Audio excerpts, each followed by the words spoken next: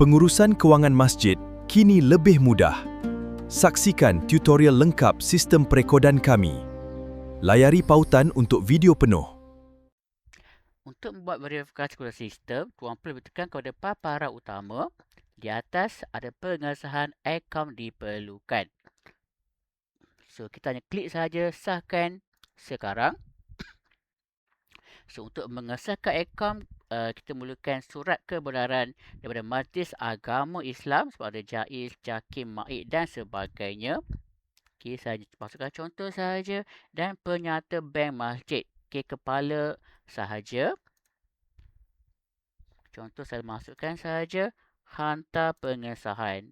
Apabila pengesahan telah berjaya dihantar, akan keluar status pengesahan sedang disemak. Admin akan mengambil masa 1 hingga 2 hari untuk mengesahkan akaun tuan-tuan.